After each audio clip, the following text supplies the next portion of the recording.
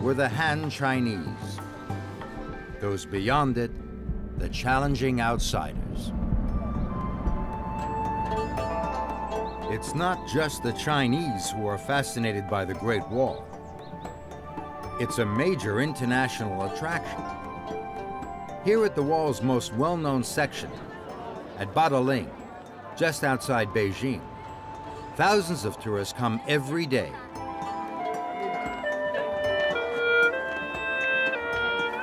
For the visitors, this is the very essence of the Great Wall. Except it's not. It's a fake, a reconstruction built in the 1960s as part of Mao Zedong's campaign to boost Chinese pride. The real wall, as we shall see, doesn't look like this at all.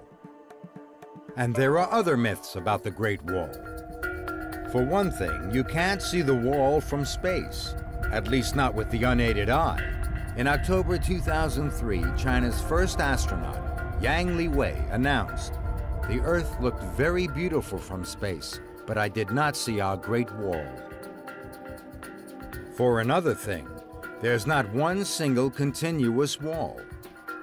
The Great Wall is in fact a series of barriers built up over 2,000 years in many different places. Nobody can say just how long the Great Wall is. New sections are still being discovered. So far, a total of nearly 4,500 miles of wall have been identified. Now that's a long walk, though some have done it. But we're going to walk a single section, one of the oldest, remotest, and least visited. It's also one of the most challenging. This is a walk for people prepared to take a risk and who really like it hot and dry.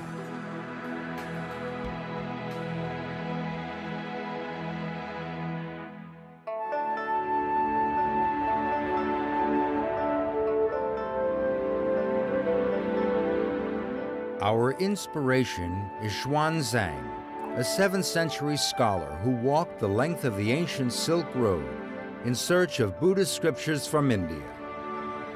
He was the origin of the famous monkey legend. Stories describing his adventures with his companions, Brother Sand, the river monster, Pigface, the glutton cast out from heaven, the Dragon King transformed into a horse, and of course, Monkey, the trickster. But the real Xuanzang walked alone for thousands of miles in the shelter of the Great Wall, and we're following in his footsteps, or some of them at least. We've come to Lanzhou, a large, vibrant city that straddles the Yellow River. It's a chance to get acclimated to the heat and to absorb the unique atmosphere of this part of China. For a walk this challenging, we're going to need supplies. And down a side street, we find a market.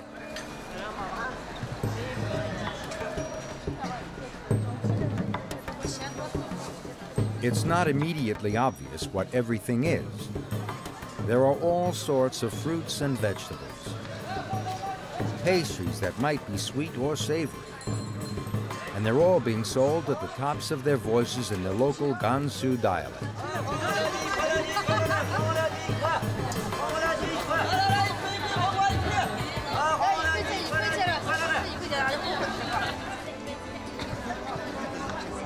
There are even potato chips. And crowding into the market, a wide variety of people, including the Muslim minorities who live all along the Silk Road.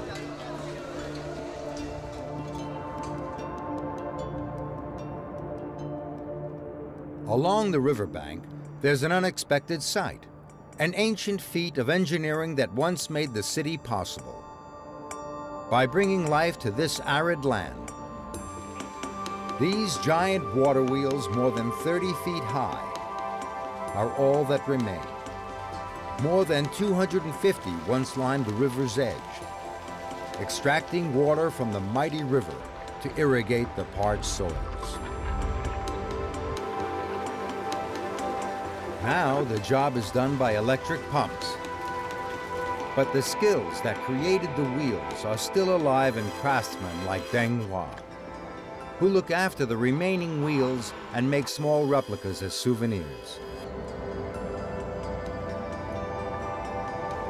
Just along the riverbank, what looks like a panel of blow-up pigs turns out to be a sheepskin raft.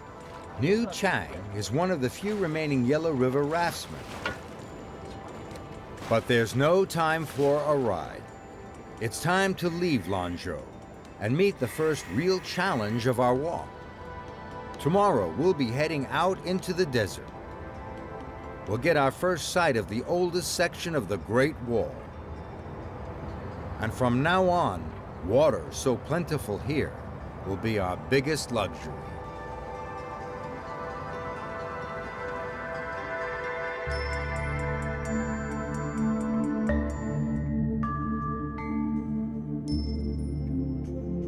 In the second leg of our Great Wall walk, we're striking out in the footsteps of the great walker Xuanzang.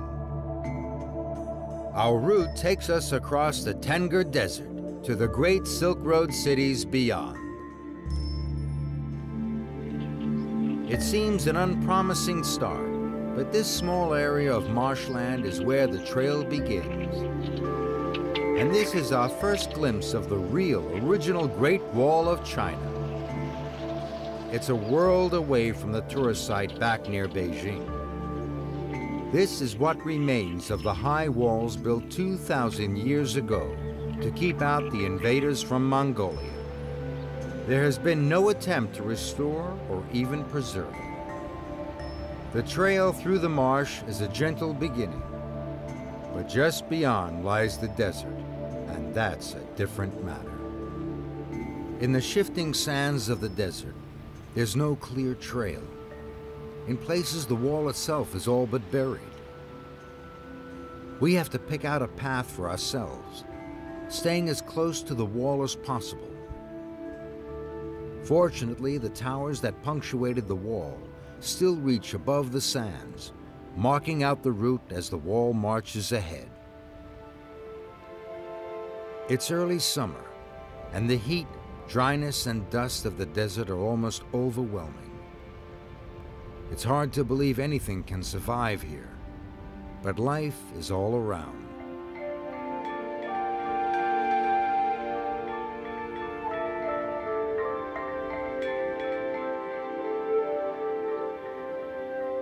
Further into the desert, the sand dunes reach up to 30 feet high. This is the classic desert landscape. To walk through it is an unforgettable experience. A string of camels completes the picture. Once this was the only way for Chinese merchants to trade with Central Asia and Europe beyond.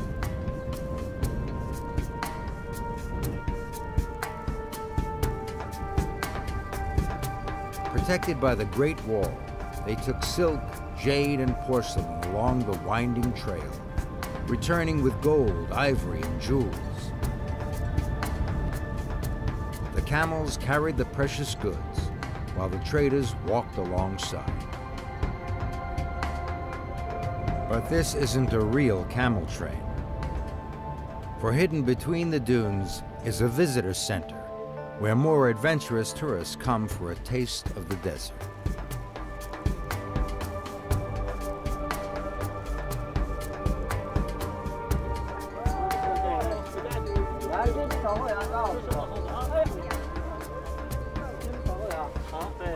These are Bactrian camels with 2 humps. They're native to this part of China, although in 2002 there were just 950 of them roaming wild. They're well adapted for this dramatic climate. At some 4,000 feet above sea level, the winters here are brutal, with average temperatures of -15 degrees Fahrenheit. The camels grow a shaggy coat to protect them. Then, as temperatures soar in summer, the winter coat drops away leaving the camels looking somewhat moth-eaten. As we walk, the scenery is gradually changing.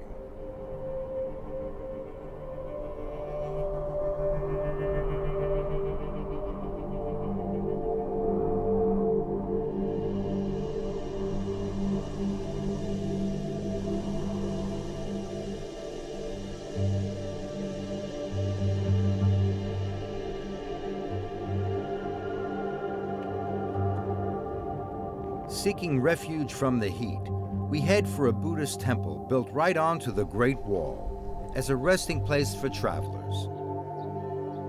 Next to it, a shepherd has brought his sheep into a small patch of shade. Around us, the sand dunes are giving way to stones and scrub. There are small hillocks scattered across the landscape. According to the shepherd, they're the graves of local people, his kinsmen, who by custom are buried out in the desert.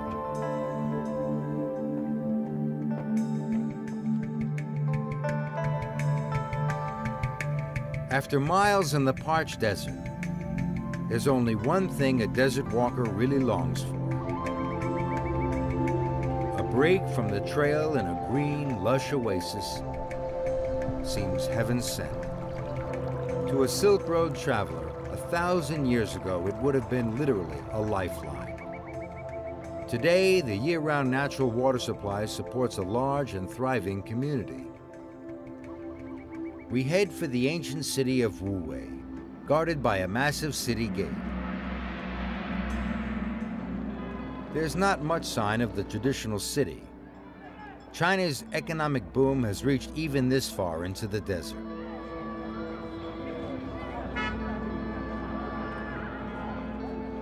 We're arriving on a Saturday afternoon.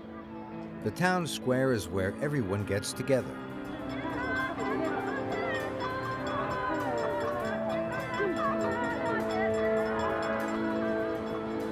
There's a market, selling everything from insect spray to motor scooters. The giant statue is a familiar symbol throughout China, but it has a special significance here. The original 2,000-year-old statuette was found in Wuwei.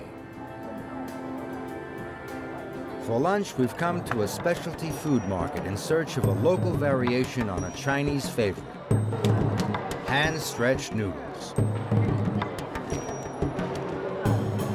Madame Sun and her well-drilled team are producing what's known as the three-package meal. It's part cooking, part theater. Somehow, the noodles never, ever touch the ground. The noodles go into a soup. Part 2 of the package is a plate of sliced meat. And part 3, the tea that goes with it. While the others prepare the meals, Madame Sun encourages customers to come to her all-woman stall. It's better than the competition, she says. They're pretty much all men, and what do they know about cooking? The legend goes that Marco Polo, on his travels along the Silk Road, discovered these noodles and took them back to Italy, where they called them spaghetti. And if the three-package meal doesn't appeal, you can always take your meat in a sandwich, a burger, Gansu style.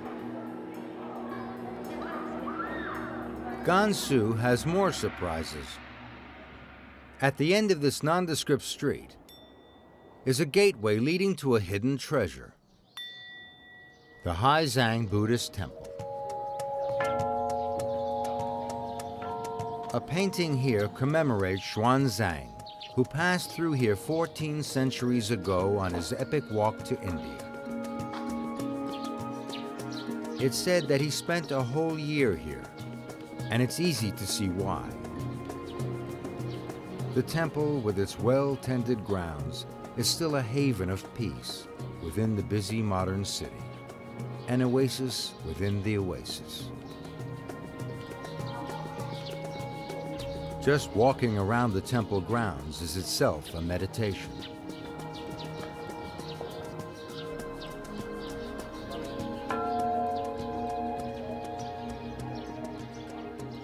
Towards the back, a group of craftsmen is using a traditional method to restore the temple.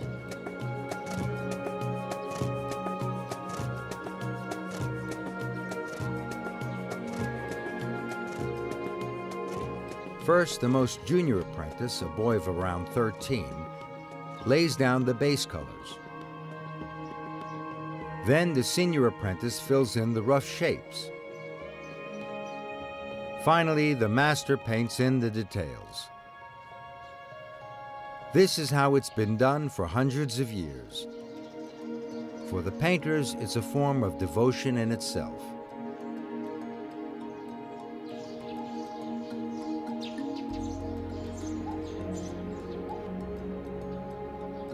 At the highest point of the temple, there's a well.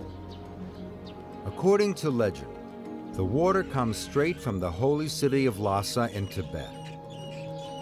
It is believed to grant blessings to those who drink it. Anyone is welcome to drink, as the monks themselves do every day. For us, the oasis can be just a brief stopover.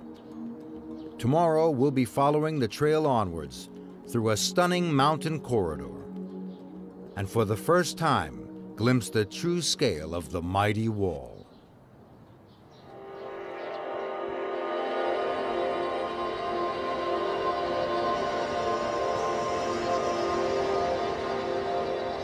Leaving the oasis city of Wu-wei, we follow the Great Wall upwards into one of its most magnificent stretches, the Heshi Corridor. It's a sliver of China squeezed between the high plateaus of Tibet and Mongolia. The wall still has gaps, but here we begin to grasp its scale and a first idea of how it would have looked 23 centuries ago. It marches straight down the middle of the corridor, protecting the Han Chinese farmers from the nomadic Shangu tribes who threatened them and their trade. Close up, we can see how effective this massive barrier would have been. The wall reaches up to 20 feet high and is almost 10 feet thick, and it's made of nothing more than the surrounding earth. Soil that has been compressed to form a structure as hard as stone. During periods of peace, local people used sections of the wall to build their houses. They even made gateways to give their animals fresh grazing. Later, when danger threatened once more, the Ming Dynasty emperors repaired the wall. Most of what we see here dates from then, the 14th century. It feels as if time has stood still. But even here, the modern world is never far away. A new highway cuts straight through an ancient gateway within the wall. It's hard to believe these towers have been standing for centuries. They're made of nothing more than mud. The towers mark a transition. Beyond here lies one of the world's most extreme deserts, the legendary Gobi. It's the hottest and the coldest, and it's one of the highest. The Gobi is one of the greatest of walking challenges. Just looking out across its vast emptiness is awe-inspiring.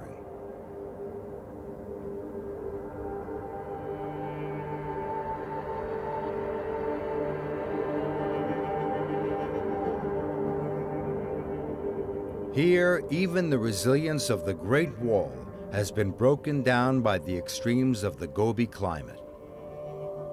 Large sections have been eroded away. There will be places where following the wall's course will not be easy. Before we plunge further into the Gobi, we make a stop at the city of Jiangyi. Its bustling life is in stark contrast to the desert beyond. It's a mixture of influences like all the Silk Road cities. Effortlessly, Jiangyi blends ancient and modern. In the newest part of the city, people are doing traditional exercises, Tai Chi, Kung Fu, and other ancient martial arts. And while in the West, it's the young people out exercising, in China, it's the old.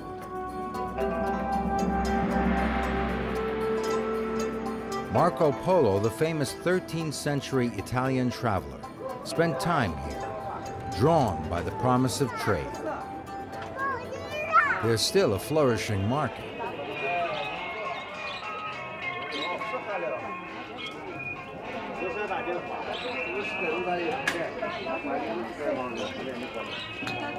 But hidden behind is a circular doorway, and to step through it is to enter a different age. The old town of Jiangyi has probably changed little since Marco Polo was here. People live much as they always have in the dusty houses built of desert soil. Round the corner, there's another glimpse of life on the ancient Silk Road. A hostel for merchants and officials from the nearby province of Shanxi. There's even a theater, a distraction from the harshness of life with the camel trains. For us too, Jiangyi has been a welcome rest. Tomorrow we take on the Gobi and make a detour to see a very unusual horse race.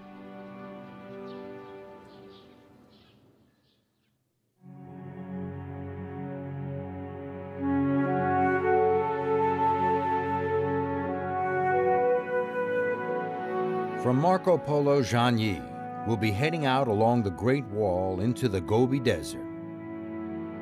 And we'll make a detour into the cooler air of the mountains.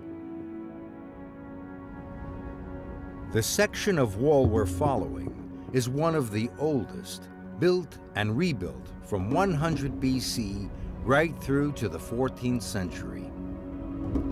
On and on it goes, guiding us through stunning, stark vistas. It looks harsh and utterly empty, but not far from here we'll discover that this is an illusion.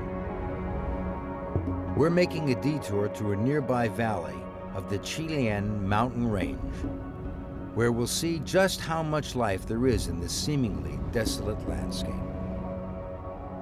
As we walk uphill, the terrain changes. The going gets tougher as we go higher. The soil is poor. All that grows here is short steppe grass. But it's perfect for the hardy mountain sheep. Where there are sheep, there must be people. And soon they begin to appear. These are Uyghurs, members of one of China's smallest minority groups. For centuries, these rolling uplands have been their homeland. The Uyghur are no longer nomadic, but they still keep livestock, including yaks. Yak milk is a staple food for farming people. The milk is shared between the calves and the family. Yaks don't moo, they grunt. It just shows that these animals aren't exactly cows. One of the strongest Uyghur traditions is to welcome travelers, and we're invited into a tent in the pastures. The Uyghur make tea Tibetan style. It's not a casual affair. Yak milk is stewed with water and tea leaves. Then flour and yak butter are added. The farmer, Guo Chan Tai, and his family don't usually dress so elaborately. They're getting ready to go, like us, for a special day out. From Guo Chan Tai's farm, it's only a short walk to our goal, an open field outside a nearby Uyghur village. There's an annual festival that few outsiders have ever witnessed, the Uyghur horse races. The Uyghur are famous throughout China for their horses. They're larger and therefore faster than Tibetan or Mongolian ponies. For more than 1,000 years, the emperor's army horses all came from here. Faster horses meant more success in battle. In those days, the annual race meeting was the testing ground for both horses and riders. Now it's mainly a social occasion, although competition is just as keen. Already the crowds are growing. It's a sign of the times that in daily life, horses have been largely replaced by motorbikes, which the local people call metal horses. There are only about 14,000 Uyghur all told, but most of them are gathered here today. They're a typical mixed Silk Road people. Their festival clothes reflect cultural backgrounds. Some are pure Uyghur, some more Tibetan in style, and some more Mongolian or Kyrgyz. Guo Chantai, who as well as livestock farmer, is also principal of the local school, is leading a group of his school children. The event begins with a parade. People have come from all over the region to take part, and each group has its own riders to support.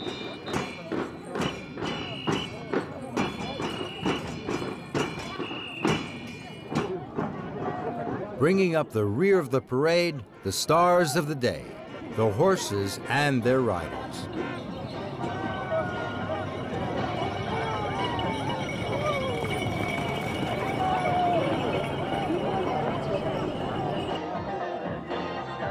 Next, there's a dance display. The music may not be live, but it's Uyghur music. Nothing like the music of the majority Chinese population.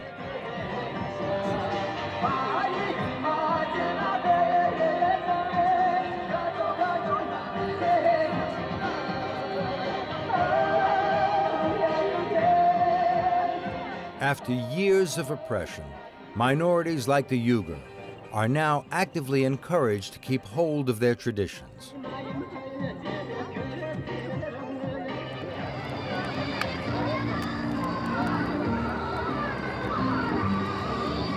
Night has fallen, and the dancing continues. This is the great social opportunity of the year, when the Uyghur can meet old friends and make new ones, and even keep an eye out for potential marriage partners.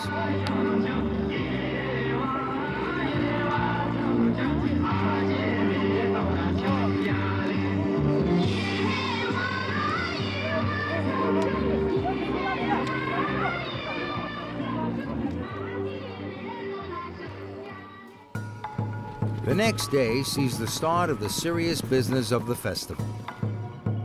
Guo Chantai has a horse in the races, but in the enormous gathering, he's having a problem finding it.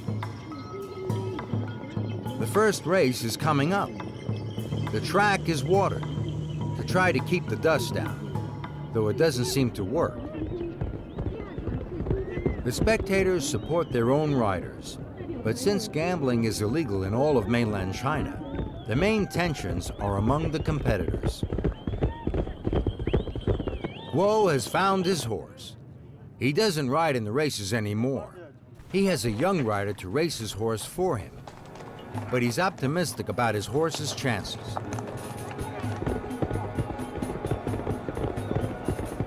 The first race gets underway. These are time trials for later races, and the horses don't gallop but trot, though the pace seems none the slower for that.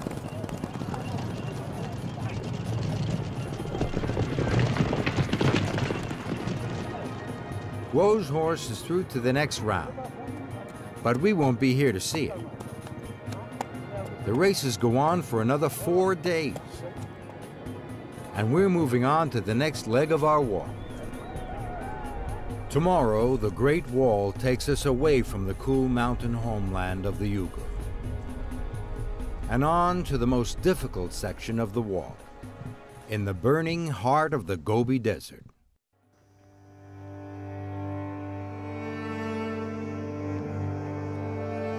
Heading once more towards the Great Wall, we're facing our greatest challenge, the intense heat of the Gobi Desert. It's enough to test any walker's limits, up to 100 degrees Fahrenheit even in late spring. But the air is clear and the setting stunning. And despite the discomforts, this is a rare, exhilarating chance to experience one of the most extreme places on the planet.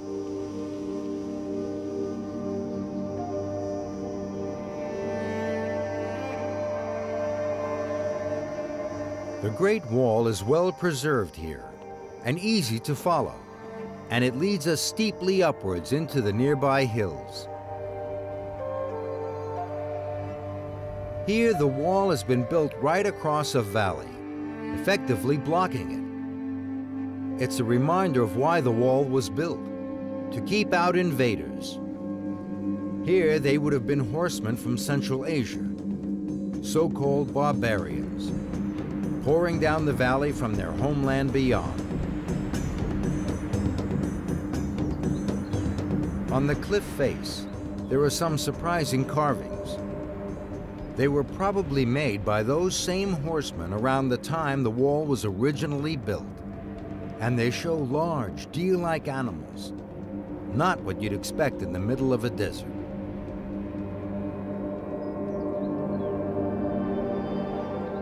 It's hard to understand why the invaders were so eager to conquer this arid expanse.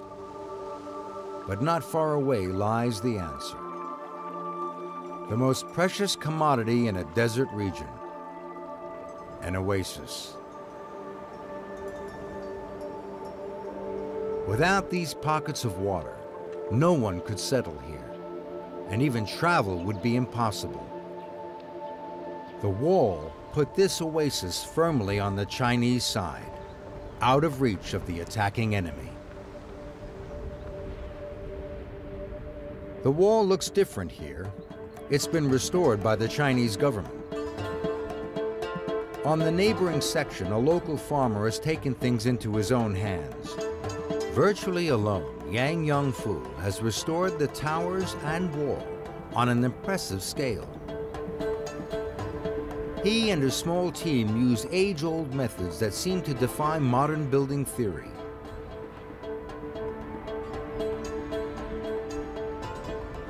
It's still all done by hand. Logs pinned down with stone pegs and straw twists to form a frame. Soil brought uphill, then spread and watered down.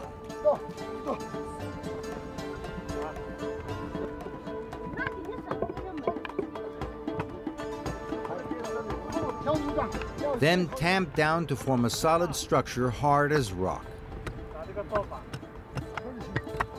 Finally, the logs are cut away to be reused, leaving a distinctive pattern on the surface of the wall. This was how thousands of miles of wall were built centuries ago. An astounding achievement.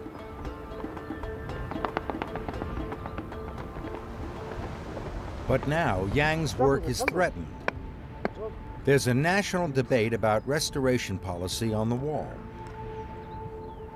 Current feeling is that this sort of comprehensive restoration is more like replacement, and that it hastens the destruction of the original. Yet, as we've seen so often on this walk, left to itself, the wall inevitably falls into ruin. It's a dilemma as yet unresolved. Yang and his workers come from the village in the oasis below. Their houses are built of earth too. Over the centuries, they've used parts of the wall in their own houses, then repaired the wall when danger threatened. For them, the wall is part of their lives.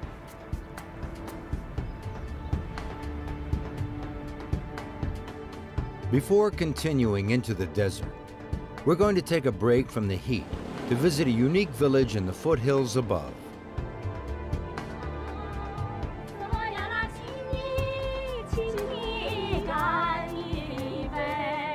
There's an unexpected welcome at the village of Chifang, where our arrival has coincided with a festival.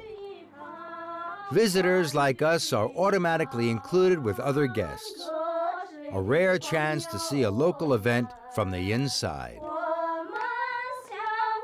In this poor desert land, it's an honor to be treated to such a feast. There's rice wine to be shared.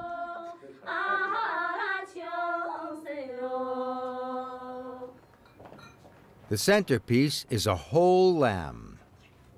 The host, the mayor, chooses the best parts for the guests, including the eyeballs.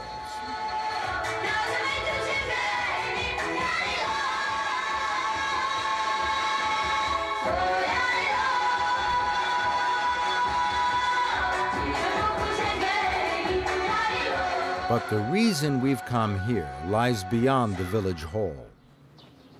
In this valley is an explosion of Buddhist hill temples. There were once 365 of them, one for every day of the year. Now there are only 52. But the number is growing.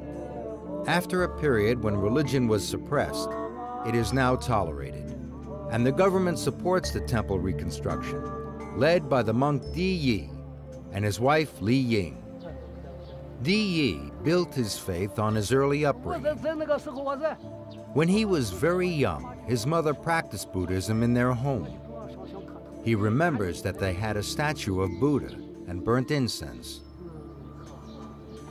As soon as he was free to practice his religion again, he went with some friends to a local quarry and began bringing back stone to rebuild the temples. He intends to carry on until all the temples have been rebuilt.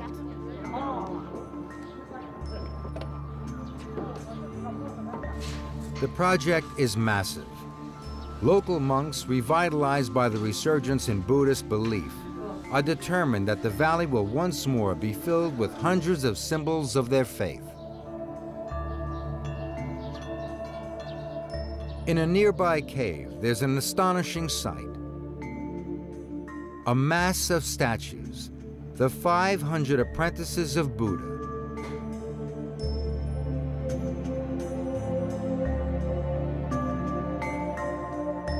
Monk Zhang Zhongyi knows each one and the personalities they represent. Each apprentice has a lesson to teach. This one is young, bright, energetic, but impulsive. He knows he must learn to think calmly and take life more seriously.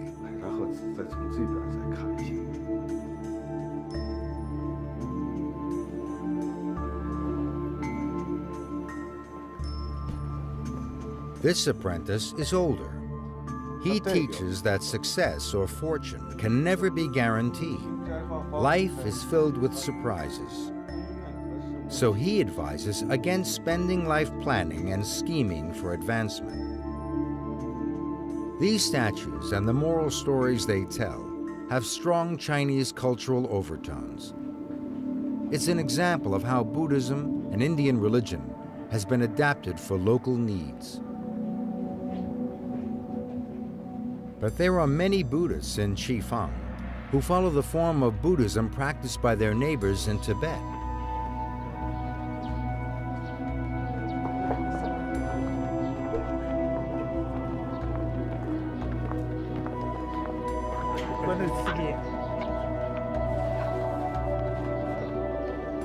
They go to the Wenshu Temple, where they revere this man, Dan Bini Ma, who is believed to be blessed with divine power.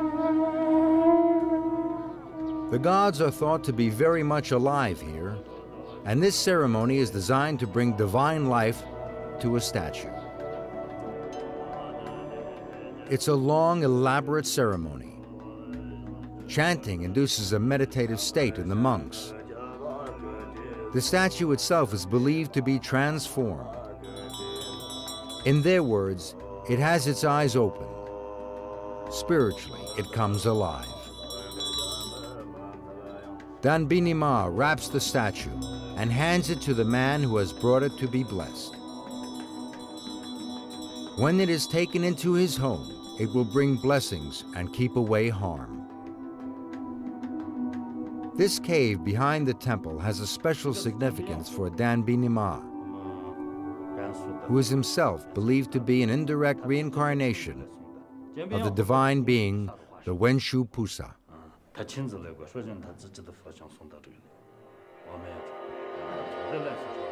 And this cave is the grand hall where the Wenshu Buddha first appeared. Its mission was to help the people to enlightenment, a mission that continues to this day. During the Chinese Cultural Revolution, many such caves were destroyed by government decree. This one was spared because it was useful as a food store. But all the old paintings were ruined. Only these fragments are left. In Danbini Ma's private chambers, we're taken to see something extraordinary. These venerated objects are human relics, and only Danbini Ma himself may touch them. The relics have been donated by relatives of the dead. They're used at funerals to help cleanse the spirit of the departed, and it's believed that the donors will earn extra merit in their next incarnations. This cup is made from the top half of the skull of a young woman who died in an accident. The leg bone has been turned into a ritual flute. This is the skin of an old man's hand and forearm. While this might seem shocking to outsiders, for Tibetan Buddhists, death, even early death, is a familiar part of life. Funerals here are important and powerful rituals. It may be that they offer comfort, a way of coping with the harsh realities of mountain life.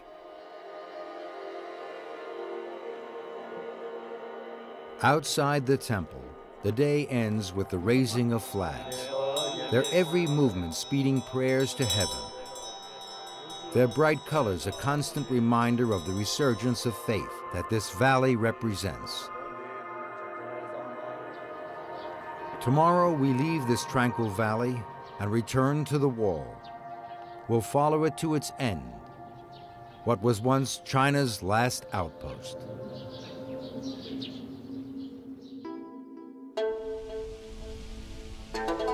Today we set out along the last arduous stretch of the Great Wall, passing statues of the wandering monk Xuanzang and his group walking on towards India.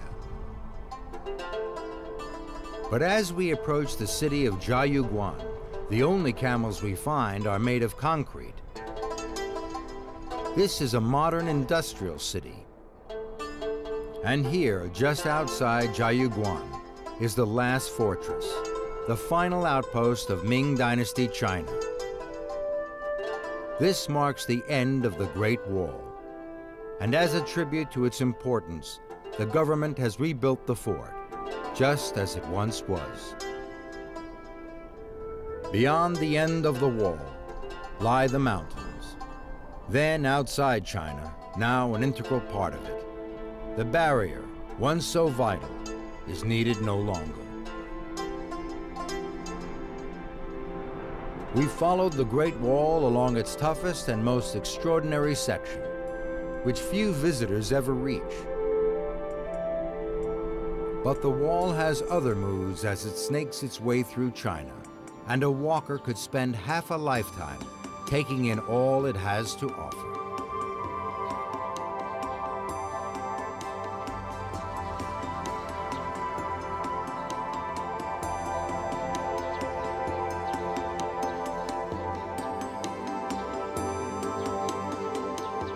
Before we leave China, we return to the wall outside Beijing to meet Zhou Wanping, one of the many whose lives have been shaped by this icon. He's passionate about the Great Wall and has spent his life photographing it.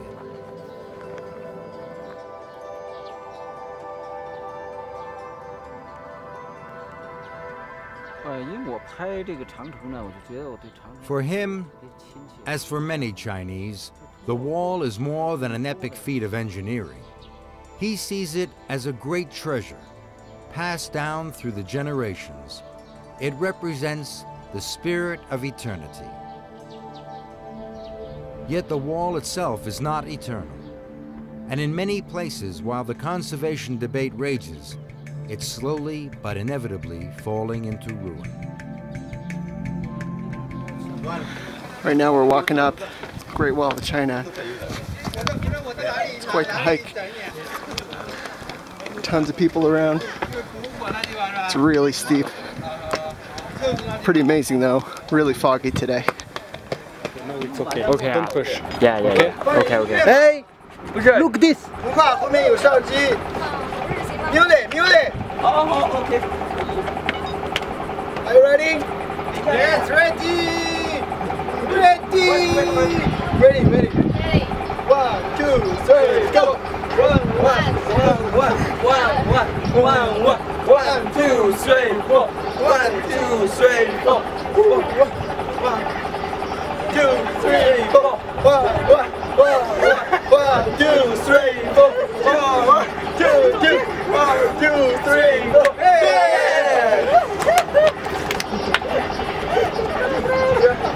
Go! Thank you! The wall should be preserved. For him, the reconstructed sections are not only valid, but essential.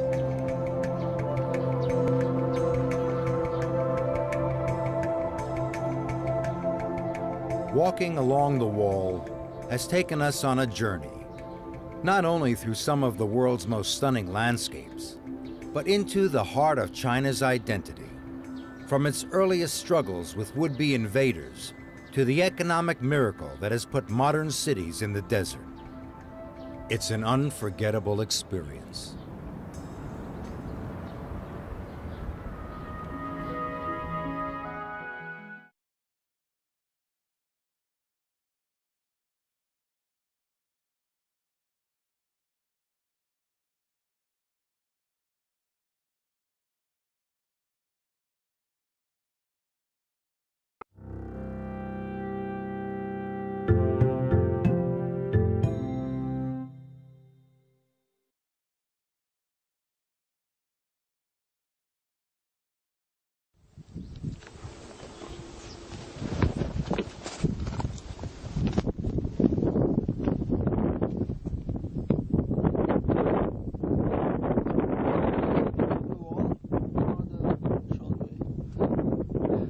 Short way.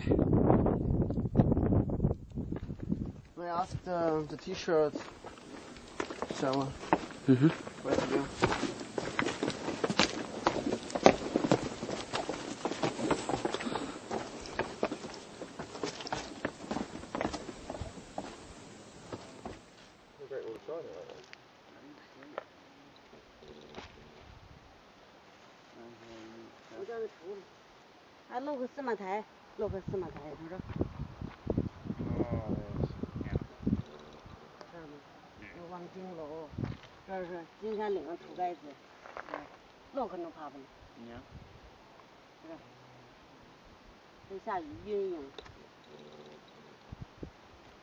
欢迎来到中国北京，这里是长城八达岭，我们开始行进啦。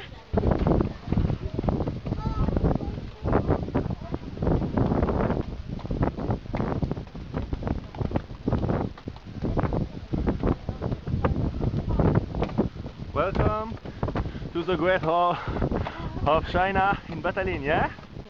In Chinese? 走不动了，我很累很累。 Tired?